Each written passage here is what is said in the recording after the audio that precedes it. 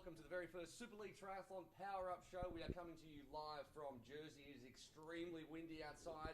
Conditions are going to be very interesting across the course of the weekend. We don't have to deal with them though. We just came inside and that's the way to do it. We'll be in the commentary box across the course of the weekend. My name is Will McCloy. Alongside me, Chris McCormack and MACCA. How good is it to be back again? It seems like a long time since we crowned our champs in Singapore in February. It goes super quick, but Jersey's pretty much the home of Super League. It was where we had our first major event in Europe. It's our third year here, and as always, conditions are unpredictable in this part of the world. Yeah, it's changed about 6 times in the last 10 minutes, and that is the beauty of Jersey, the gateway to hypothermia, I like to call it. Over the next 20 minutes, we're going to be bringing you a little bit of everything. We're going to crunch some numbers, see what the data says about who's going to come up trumps this weekend. Unfortunately, Jodie Stimpson is injured, so we've dragged her in to the commentary room. Actually, she was just out in the bar, just over here, having a drink, but now she's going to be on talking about the athlete's perspective of everything as well. We're going to be making some bold predictions. I'm going to tell MACCA why he's completely wrong. But before we do all of that, we're going to look back at what happened in 2018 in Jersey. It was a fantastic weekend's racing.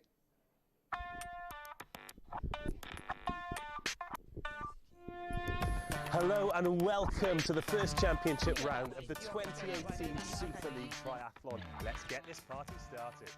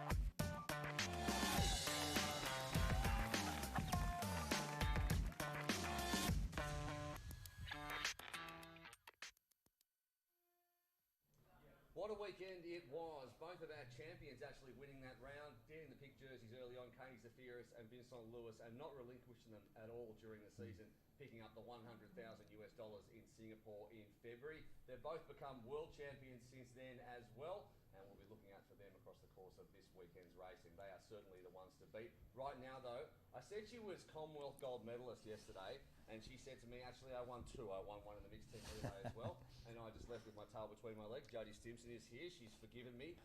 Jodie, obviously not racing this weekend, must be a bit hard for you. There's a very strong British contingent. Yeah, there is. I mean, it's hard being here and not being able to race. I love Super League, I love the formats. It's super hard racing, so it's hard to be on the sidelines. What about the conditions though? We've seen over the last couple of days, gale force winds, we've seen nice breaks in sun like there is right now. Do they suit you, and will they suit the British athletes? Yeah, definitely. I think, to be honest, you just have to get amongst it. You just have to go all in. But the stronger athletes will, at the end of the day, be able to handle whatever you chuck at them. I mean, that's why Katie was crowned the champ, not only in the Super League but in the World Triathlon Series. She could handle anything that you chucked at her, so she's going to be definitely the one to beat this weekend. And you've raced on this course. You've seen the slight changes we've made this year. We brought in that little dog leg up near the fan zone. A lot of the athletes are talking about that. Will that shake things up a bit? Yeah, definitely. I mean, in one way, you've kind of chucked another vulnerability to Katie. She doesn't necessarily like technical bike courses, and especially if it rains, that is Katie's weakness. I'd say that Katie doesn't have many of them, and that is one of them. It's definitely made some of the athletes quite nervous going into the weekend, having that extra dog leg out on the course.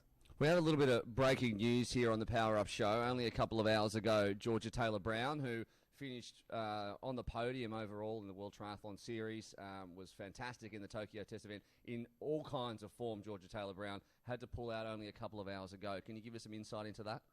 Yeah, I mean, I suppose it was a bit of a cautious decision that she's had to make. You know, she was looking pretty strong to make that Tokyo team next year, so she's had to make that call, which is a sensible one. I know that she's gutted not to be on the start line, though. She's in really good form, has continued that all the way here, and she wanted to show better form than what she did last year in Jersey. She didn't show her form last year, and I think she was ready to have a good race, so it was a difficult decision for her to make.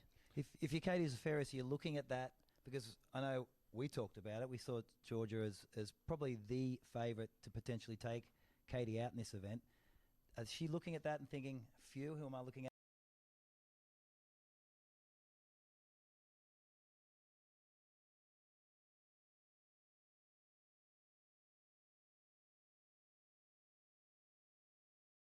And like, it's unfortunate that we won't get to see that head off, to be honest. Let's talk a little bit more about the weather. We've got 50-mile-an-hour winds due on Sunday. It's a pretty sheltered swim here in Jersey, but the bike, as we said, is technical. There's already going to be surface changes. There's some very technical narrow corners as well.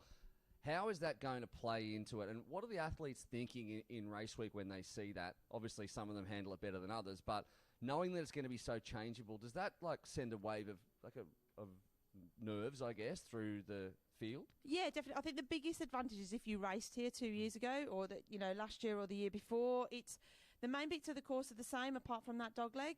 People would have gone and practiced that anyway, but you know, it's different when you're full throttle in a race. You take lines, you panic.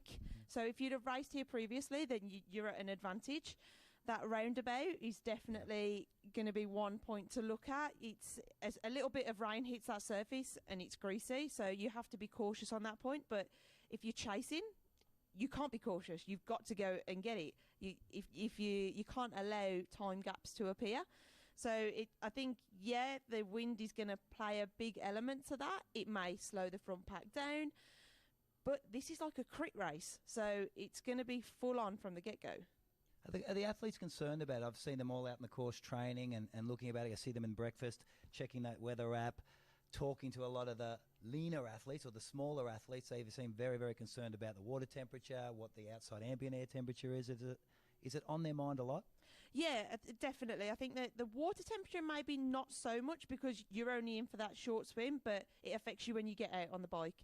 And if you can't produce that power going out of transition, you're vulnerable. You've got to be able to produce that big wattage, otherwise you're going to lose the pack or you're not going to be able to catch the pack. So that's the vulnerability bit of it, I think. It's not necessarily water temperature, it's air temperature. All right, if you're wondering about the course and the changes and a little bit of everything else, and indeed what the field is, we've got some great wildcards. Go to superleaguetriathlon.com. Also follow along with us at Super League Triathlon, Facebook, Instagram, etc. We're on there all the time. It's a great source of information across the course of the weekend. Jodie, I'm going to let you go in just a second, but before I do, let's get a prediction for the winner of the men's and the women's. And this is on camera. We're going to look back at this on Facebook Live, and we're going to mock you when you're wrong. But first of all, let's start. Yeah, you could be right. You could be right. As long as I beat you, then that's all right. I'm not going to have a prediction. That way I don't win or lose. No, okay. I will. Later, after you're gone. But men first. Louis. Oh, so you're going to go with the reigning and world champion. Yeah. Okay, good. He hasn't lost here, never lost a race, won the world championship. Exactly. I think you'd be silly if you bet against him. 100%. Yeah. 100%. Obviously, his odds, if we were doing betting, his odds would be ridiculous. He wouldn't even get any money back. But that's okay. Such is the quality of Vincent Lewis. He's certainly the one to beat. What about for the women? Katie. The two world champs, the two reigning champs. And fair enough. Now we have to do other stuff. We shouldn't have asked you first. All right. Jodie Simpson, thank you so much for your time. You can exit stage, whatever this is, left. And we're going to ask our data analyst, Graham Atchison. This week, we've been focusing on the data. And we've looked back and crunched the numbers. Well, I say we. I haven't done any of it. All I've done is benefited from the spreadsheets. But Graham Atchison has done that. He's a triathlon data analyst, and he'll be with us across the course of the weekend giving us some insights. Graham, first of all, the data, how far have you looked back into Super League? How deep have you gone? Give us some numbers to impress us by the depth of your work. So in Super League, we've had 6 events previously. There's been 2 races in each event. And obviously the unique format of Super League is that you've got 3 or 4 triathlons or 3 or 4 different swims, bikes and runs in each event. So we're talking 6,000 data points across the whole history of Super League. All right, I don't know what a data That's a point lot. is, but 6,000 seems like Sounds a lot, like don't you think? Sounds like 6,000 individual swim, bikes, and runs. Ah, that's Okay, better. Because you were perfect. glazing over. You were like, oh, 6,000 data points? what? I That's don't know what's what a- that is at all, but that sounds good. I guess, how early on did trends form when you started seeing, well, I guess some athletes who are constantly excellent and some others who have been improving? You've seen constant data progression, I suppose, with some athletes. Yeah, I mean, obviously every athlete is different, and different athletes are at different points of their careers. So it's quite hard to say on a general level when you see trends forming and stuff like that. But with athletes like Zafira's, she's consistently been superb throughout. Whereas athletes like Beaugrand, she's obviously coming through the ranks a little bit, and you've seen improvement with her throughout. And are you finding the athletes that are at the front are the more balanced athletes, or they're exceptional in a single discipline? What's differentiating winning this series or winning one of these rounds and being out the back door and being eliminated? I think in this kind of format, because draft legal racing on courses like this, the bike is less important. So you need to have you do strong swim, get out the swim early, make that bike pack, but then at the end of the day, it's often won by the fastest runner. It certainly seems to be, and Katie Zafiris and Vincent Lewis have been doing exactly that. Now, I suppose data only tells part of the story. I mean, we say that, Graham's right here. We're paying him to do it, but it tells part of the story, an important part. But also, athletes are humans, and they're affected by all sorts of things, whether they're in the right mental space, whether they feel good at this late stage of the season, what the weather's doing and whether they cope with that, whether they've travelled badly, whether they've picked up a bug, all of those things. So we're going to... Temperamental is what you're saying. They're temperamental. They're little babies, little temperamental babies. That's what they're like. So let's put you guys head to head, Macca, from an athlete's perspective. I mean, you've been hanging out all week, stalking almost the athletes across the well, they've just been eating a lot, and you've been eating a lot, so you've seen a lot of them. And purely from a data perspective, let's go head to head. And first of all, I mean, let's go with the winner and who you think will take it out, and we'll start with the women. From a pure data or stats perspective, who is going to win this weekend in Jersey? Well, it's hard to look past Katie Zafiris again, isn't it, really? I mean, I think in the 8 races we had last year, she won 5 of them. She's the top 3 in all of them. In the other 3, she didn't make, didn't win it. She's made every cut-off in every race. She's never been eliminated. I think she's the only female athlete to never have been eliminated. The only female athlete, yeah. Johnny Brownlee is the male athlete on the other side. He's never been eliminated as well. Wow. And obviously Katie, is the reigning ITU champion, so she's got to be the pick. Well, the data says that. Having said that, common sense says that to some degree. But let's put it into perspective. She had a crash in Hamburg. Yes. Then she had a big one in Tokyo and had 23 stitches in her mouth.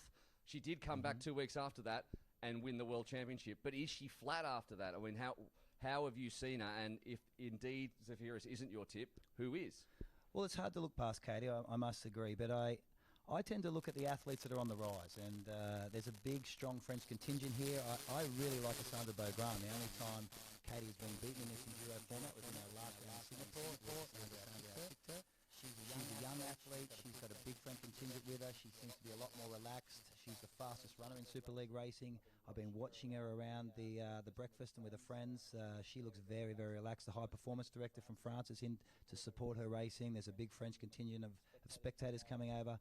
I'm going to say that Cassandra is the girl to beat. I think she can take Katie out. Yep. I think Katie's could be at that point where she's had a fantastic year. She's the world champion. She's done all those things she's wanted to achieve. She takes some downtime, and she may be looking forward towards Tokyo, and Cassandra could strike. Yeah, You saw it here last year. She's a good shot, basically. She's a very fast runner. So on the data side, I'm right. Yeah, well, I mean, she was the second pick, basically. Oh, So, yeah. you know... And You're in this- flip-flopping, Graham. Stay Well, with in this- Zafiris. Don't flip-flop on me, buddy. I'm staying with Zafiris. Well, points Beaugrand's both a for very and good against shot. that. First of all, Katie Zafiris, she's a stronger athlete. Yes. I feel like it could be snowing outside. She'll run exactly the same splits, no matter what. She seems to be able to have that in her. Cassandra, maybe like a slighter athlete, younger, maybe more affected by the conditions. That's one thing we have to take into account. The other thing is on the flip side of the coin, Beaugrand, Katie Zafiris, you know what you're going to get from her. She's going to be consistent like that. But Cassandra Beaugrand is still improving. She's still in her early 20s. So those two factors can sway it either way. Well, look, if the conditions stay like this, and it's very, very hard to predict because we've never seen racing conditions like this in Jersey or any of the Super League events, Cassandra, inexperience, may leave her exposed, especially on the bike. If she has a weakness, and I know what the data says, it tends to be on the bike. She can drift back a little bit. She has such a spectacular swim, amazing run. She's able to cover those losses. But that inexperience, when you're coming up against a resilient, tough, strong athlete like Katie, may fall Katie's way. But I just... You just talked yourself out of it. No, I just feel that she races well. She's got a boyfriend, Sylvan. Freelance here is racing in the men's race. She just looks very relaxed. She's, young athletes can be more temperamental than the older ones, and I think when you calm them, they tend to do amazing things. Okay, let's move on to the men. Of course, Vincent Lewis is been the man to catch, but that's not to say that, well, we look back at 2017, Christian Blumenfeld won both here. He's from Norway. He loves it when it's terrible weather. He said it's fine weather, didn't it? It's raining straight down, not sideways. Sideways with ice in it. Easy, so that's fine. What do the stats say will be the winner of the men's? Again, pretty simple. It's going to be Vincent Louis. This is boring. You're boring me. So you and Jody have both gone with the champs. I would say Gustav Eden. I reckon he's good for it as well. He's 70.3 world champion. Yeah, that was annoyed me almost because he was my pick coming in from a good couple of weeks ago, and then he suddenly announced himself at 70.3. He's not flying under the radar anymore. So you picked him early on, really and now he became world champ 2 weeks ago. Well, What about you, Macca? Well, what does your heart say? Gustav Eden's one of the guys I was actually looking at. He was, fourth in Lausanne at the grand final of the WTS series. He was, I think, third or fourth at the Tokyo test event. He won that Ironman 70.3 championship, taking out Alistair Brownlee, the Olympic champion. I just think the Norwegians are magnificent. I'd sort of like to take people back to 2017 and that amazing race we saw between Christian Blumenfeld, Johnny Brownlee, and Richard Murray here in Jersey. It was the fastest ever race we've ever seen in a Super League race, and that was won by Christian Blumenfeld. And I just think he is just coming on that upward curve. We saw him at the 70.3 World Championships finish fourth. We see him win the grand final in Lausanne. I think in these conditions he's going to revel, and I think he can take out Vincent Louis. All right, there you go. Well, we hope so, because it'll certainly make the championship interesting. Of course, we go to Malta in a couple of weeks' time. Look out for that on October 19th and 20th, and then we have a break because there's a small, insignificant competition going on in Tokyo. I can't know exactly what it's called. I think it's Olympics. I hope I pronounced that correctly. I'm not sure. And then we'll have the rounds after that. Check the website for all the details. Thank you both very much. Cheers. For that. Fantastic to get some insight here on the Power Up Show. Don't forget, at Super League Triathlon is all of our social media channels. Make sure you stay up to date with everything and superleaguetriathlon.com across the weekend. Now, before I go, don't forget, tomorrow, the women's semi-final. That'll be 2 and 3 p.m. British summertime. So tune in either at superleaguetriathlon.com for those ones. And the men's semi-final will be at 4 and 5 p.m. And then all around the world, our live telecast. Check your local guides for Sunday. The women's final will be 2 p.m. British summertime, and the men's at 4 p.m. We'll be streaming on our website, on YouTube as well. And check your local guides for network coverage as well. And that is goodbye for now. How good's that? First Power Up Show in the bag. We'll be back with more on Sunday morning at 9:30 a.m. We'll be looking back on what happened in the semi-finals. We'll be laughing at how wrong these guys are. I've gotten through the whole thing without even making a prediction, so I'll stay right out of that. We'll be speaking to more of the athletes as well. Make sure you join us then. And in the meantime, enjoy our semi-finals live here in Jersey.